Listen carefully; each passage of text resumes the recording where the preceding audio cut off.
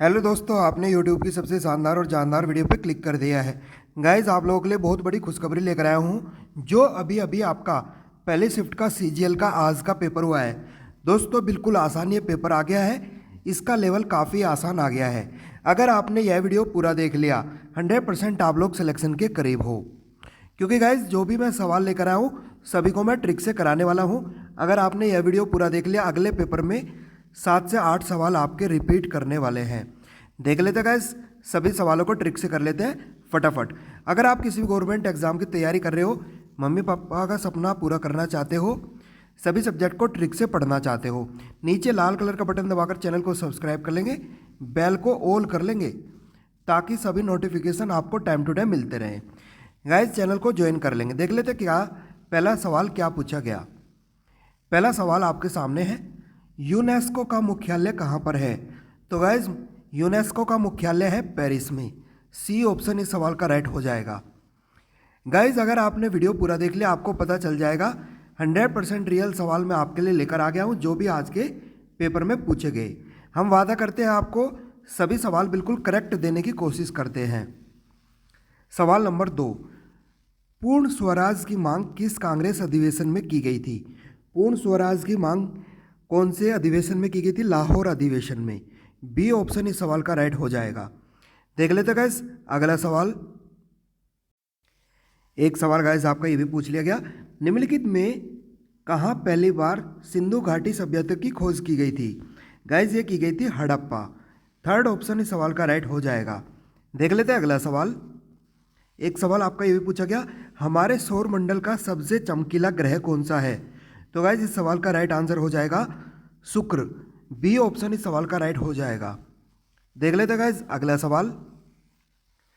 औरंगजेब का पुत्र कौन था। औरंगजेब का पुत्र कौन था गाइस। तो गाइस, इस सवाल का राइट आंसर हो जाएगा शाहजहां। डी ऑप्शन इस सवाल का करेक्ट आंसर हो जाएगा। अकबर का बचपन का नाम भी पूछा जा रहा है। इसका अकबर का बचपन का नाम था जलालुद्दीन। ये भी आपको याद रखना है, जलालुद्दीन इस सवाल का, यानी राइट आंसर तो हो जाएगा सवाल का डी ऑप्शन। औरंगजेब किसका पुत्र था। शाहजहां का पुत्र था औरंगजेब, यह आपको बताना था। ठीक है गाइस, अगला सवाल देख लेते। उम्मीद करते हैं आप लोग वीडियो को लाइक करे होंगे। मम्मी पापा का सपना पूरा करने के लिए नीचे लाल कलर का बटन दबाकर आप लोग चैनल को सब्सक्राइब करे होंगे सभी गवर्नमेंट एग्जाम के ट्रिक के लिए। एक सवाल ये भी पूछ लिया गया, 1857 की क्रांति के दौरान गवर्नर जनरल कौन थे। इनका नाम था लॉर्ड कैनिंग। लॉर्ड कैनिंग इस सवाल का राइट आंसर हो जाएगा। देख लेते गाइस अगला सवाल। दूध का पीलापन किसके कारण होता है। गाइस, अगर आपने वीडियो पूरा देखा 100% आप लोग सिलेक्शन के करीब हो। दूध का पीलापन किसके कारण होता है। ये होता है कैरोटीन के कारण। देख लेते गाइस अगला सवाल। गाइज, अगर आप लोग वीडियो पूरा देखोगे आपको पेपर के लेवल का पता चल जाएगा कितना आसान पेपर पूछा गया है। मदर टेरेसा का जन्म किस देश में हुआ था। तो गाइज, इनका जन्म हुआ था उत्तरी मैसिडोनिया में। यह आपको याद रखना है। देख लेते हैं अगला सवाल। रीजनिंग मैथ के सवालों को मैं ट्रिक से कराने वाला हूँ। राष्ट्रीय मानव अधिकार आयोग का मुख्यालय कहाँ पर स्थित है। ये आपका है न्यू दिल्ली में। दिल्ली इस सवाल का राइट आंसर चला जाएगा। देख लेते हैं अगला सवाल। भाखड़ा नागल बांध किस नदी पर स्थित है। तो गाइज, ये आपका सतलुज नदी पर स्थित है। काफ़ी आसान ये सवाल आपसे पूछ लिया गया। देख लेते हैं अगला सवाल। एक सवाल आपका ये भी पूछा गया, भारत की प्रथम बहुउद्देश्य परियोजना किस नदी पर बनाई गई थी। यह बनाई गई थी दामोदर नदी पर। इंपॉर्टेंट सवाल है, करके जरूर जाएंगे। देख लेते हैं अगला सवाल। गाइज, ये आपका अंग्रेजी का सवाल पूछा गया। इसने पूछा है मोस्ट अप्रोप्रिएट एंटोनिम, यानी इसका उल्टा पूछ रहा है। डिक्रीज का मतलब होता है घटना और इसका उल्टा क्या होगा, बढ़ना, यानी एनहांस। ए ऑप्शन इस सवाल का राइट आंसर हो जाएगा। इसने घटने का उल्टा पूछा है बढ़ना, यानी ए ऑप्शन इस सवाल का राइट आंसर चला जाएगा। आप लोग इस प्रकार ये सवाल करके आ सकते थे। देख लेते गाइस अगला सवाल। एक अंग्रेजी का सवाल गाइस आपका ये भी पूछा गया, select the most appropriate phrase that can substitute the underlined word. इसकी जगह पर क्या आएगा। The building is being demolished so that a 5 star hotel can build here. मतलब एक बिल्डिंग को पूरा तोड़ दिया गया ताकि यहाँ पर एक होटल बना सके। तो गाइस, इसको किससे रिप्लेस करेंगे, पुल्ड डाउन। पुल डाउन यानी डी ऑप्शन इस सवाल का राइट हो जाएगा। ओके गाइज, अगला सवाल देख लेते हैं। पेपर आसान था, आप लोग आराम से कर सकते थे। सफिशिएंट का आपसे सिनोनिम पूछा था, इसका पर्यायवाची पूछा था। सफिशिएंट का जो पर्यायवाची होगा वो होगा एडिक्वेट। एडिक्वेट होता है मतलब एक्सेस नहीं होगा। जो बच्चा बी ऑप्शन कर गया राइट नहीं होगा उनका, सी ऑप्शन इस सवाल का राइट आंसर चला जाएगा। ओके, मेगर का मतलब होता है कम, ये भी आपको याद रखना है। देख लेते गाइस अगला सवाल। एक सवाल ये भी पूछा गया, the work was tedious and physically demanding. जो टीडियस का मतलब होता है कोई चीज बोरिंग होना, मतलब उदासीन, यानी इसने पूछा है इसमें अंडरलाइंड वर्ड का मीनिंग क्या होगा, तो राइट आंसर हो जाएगा बी, यानी बोरिंग। बी ऑप्शन इस सवाल का राइट आंसर चला जाएगा। आगे देख लेते हैं गाइस अगला सवाल। एक सवाल ये भी पूछा गया, choose the meaning of the underline word. Detention का मीनिंग होता है हिरासत में लेना, गिरफ्त में लेना, कस्टडी में लेना किसी चीज को। और गाइस इसका मीनिंग क्या होगा, इसका मीनिंग होगा रेस्ट्रेन।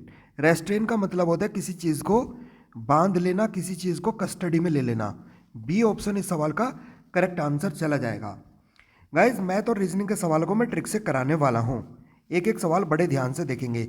एक सवाल आपका अंग्रेजी का ये भी पूछा गया, इंटीग्रिटी का एंटोनिम बताना था। एंटोनिम, तो गाइज इंटीग्रिटी होता है मतलब ईमानदारी होने की कोई क्वालिटी, और इसका एंटोनिम क्या हो जाएगा, डिसऑनेस्टी यानी बेईमानी। बी ऑप्शन आपका करेक्ट आंसर चला जाएगा।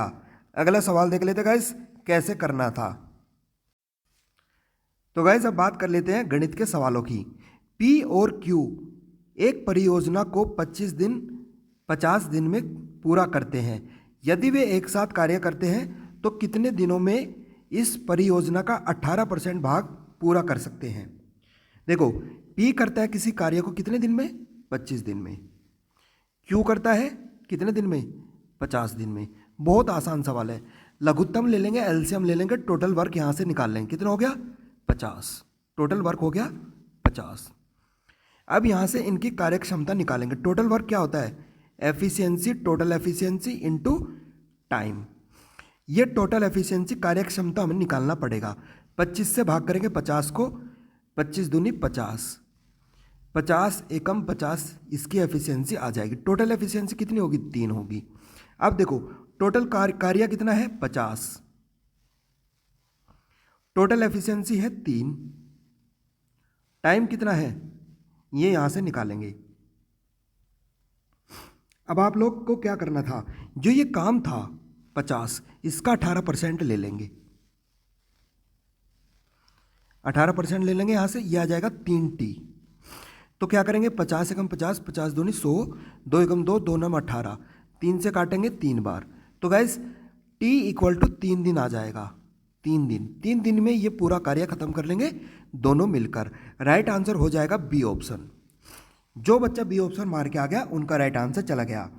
गाइज इस प्रकार आप लोग ये सवाल कर सकते थे। 18% भाग आपका कितने दिन में पूरा होगा, 3 दिन में। तो दोस्तों इस प्रकार आप लोग ये सवाल करके आ सकते थे। अगर आप लोग ऐसे ही ट्रिक से पढ़ाई करना चाहते हो, लाइक कर देंगे, सब्सक्राइब कर लेंगे मम्मी पापा का सपना पूरा करने के लिए, नीचे लाल कलर का बटन दबाकर। गाइज बहुत इंपॉर्टेंट चैनल है सभी गवर्नमेंट एग्जाम के ट्रिक के लिए। एक सवाल ये भी आसान पूछ लिया गया, संख्या दी गई है 5, इनका औसत बताना था। औसत क्या होता है, एवरेज। एवरेज क्या होता है किसी चीज का, sum of observation upon number of observation. Sum कितना होगा इनका जोड़ के, 40 आएगा। टोटल संख्या कितनी है, 5 है, 5 से भाग कर देंगे, ये आ जाएगा 8। इनका एवरेज क्या आ जाएगा पांचों संख्या का, 8 इस सवाल का राइट आंसर हो जाएगा। तो गाइज इस प्रकार आप लोग इस सवाल करके आ सकते थे। अगला सवाल भी देख लेते कैसे करना था।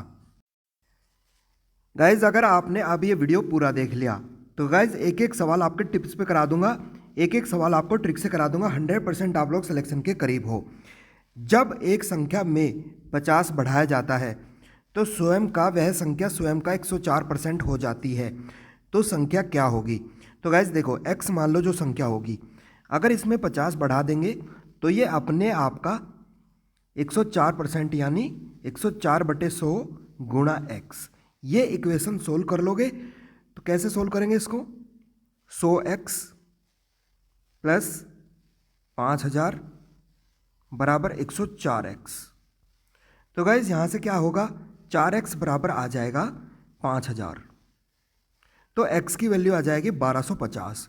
जो वो संख्या थी वो क्या थी, 1250, यानी सी ऑप्शन इस सवाल का राइट आंसर चला जाएगा। तो गाइज इस प्रकार आप लोग ये सवाल भी करके आ सकते थे। अगला सवाल देख लेते हैं क्या पूछ लिया गया। यदि ए, बी और सी किसी काम को 10 दिन, 12 दिन, 15 दिन में समाप्त करते हैं तो तीनों मिलकर इसी काम को कितने दिन में समाप्त करेंगे। कितना आसान सवाल है। ए, बी, सी कितने दिनों में कर रहे हैं, 10, 12 और 15। इनका लघुत्तम निकाल लेंगे, टोटल वर्क आ जाएगा 60 आ जाएगा टोटल वर्क। इनकी कार्यक्षमता निकालो, एफिशिएंसी निकालो। 10 से भाग करेंगे 60 को 6 आएगा, 12 से भाग करेंगे 60 को 12 पंजे 60, 15 से भाग करेंगे 15 चौका 60। इनकी टोटल एफिशिएंसी क्या आ गई गाइस, 15। अब देखो टोटल काम कितना किसके बराबर होता है, टोटल एफिशिएंसी, ये आपके एफिशिएंसी है, ठीक है गाइस। अब यहाँ से टाइम आ जाएगा, देखो क्या करेंगे, टोटल वर्क कितना है 60 बराबर एफिशिएंसी कितना है टोटल 15 इंटू टाइम, तो 15 कम 15, 15 चौका 60। तो दोस्तों टोटल 4 दिनों में ये मिलकर पूरा काम खत्म कर लेंगे। तो गाइज आप लोग इस प्रकार ये सवाल करके आ सकते थे। इतने आसान तरीके से सवाल आपका हो जाता। पेपर आपका लेवल काफ़ी आसान लेवल आ गया है। एक सवाल ये भी पूछ लिया गया, 6 संख्याओं का औसत था 20, यदि एक संख्या हटा दी जाए तो औसत 15 हो जाता है, तो कौन सी संख्या हटाई गई। देखो एवरेज क्या होता है, एवरेज सम अपॉन नंबर। अब देखो इनका योग निकालने के लिए, सम निकालने के लिए क्या करेंगे, सम निकालने के लिए क्या करेंगे, इन दोनों की गुणा कर देंगे। एवरेज कितना है 20 और नंबर कितने हैं 6 संख्या है, तो योग इनका आ जाएगा 120। ऐसे ही इस वाले की निकालेंगे, कैसे करेंगे, योग निकालेंगे तो योग क्या आएगा, एक संख्या हटा दी, पहले कितनी थी टोटल 6, अब कितनी हो गई 5। एवरेज कितना बन रहा है 15, तो 15 की गुणा यहाँ पर कर देंगे, ये आएगा 15 पंजे 75। जो संख्या हटाई गई वह कौन सी होगी, आपस में इनको घटा देंगे, 120 में से 75 जाएगा तो ये आएगा आपका 45। तो दोस्तों 45 इस सवाल का राइट आंसर हो जाएगा। आप लोग इस सवाल को इस प्रकार कर सकते थे, 45 इस सवाल का राइट आंसर हो जाएगा। ठीक है गाइस, आगे बढ़ लेते हैं। अगर आपने अब ये वीडियो पूरा देख लिया, एक एक सवाल इंपॉर्टेंट है, 100% आप लोग सिलेक्शन के करीब पहुंच जाओगे। देख लेते हैं अगला सवाल। ये आपका रीजनिंग का सवाल पूछा गया, इसको कैसे करना था। यदि किसी कोड भाषा में टावर को लिखा जाता, कैसे, ऐसे, इसको कैसे लिखा जाएगा ये आपको बताना था। टावर का कोड क्या दिया गया है वो लिख लो, पहले लॉजिक चेक कर लो, OTEWR। लॉजिक क्या लगा, इसको इधर लिख दिया, इसको इधर लिख दिया, इसको इधर और इसको इसके नीचे। यही पैटर्न आपका लगेगा यहाँ पर भी, यही पैटर्न लगेगा यहाँ पर भी। अब T को इधर लिख दो, R को यहाँ पर लिख दो, I को यहाँ पर लिख दो, A को यहाँ पर लिख दो, L को यहाँ पर लिख दो। तो दोस्तों राइट आंसर हो जाएगा A ऑप्शन।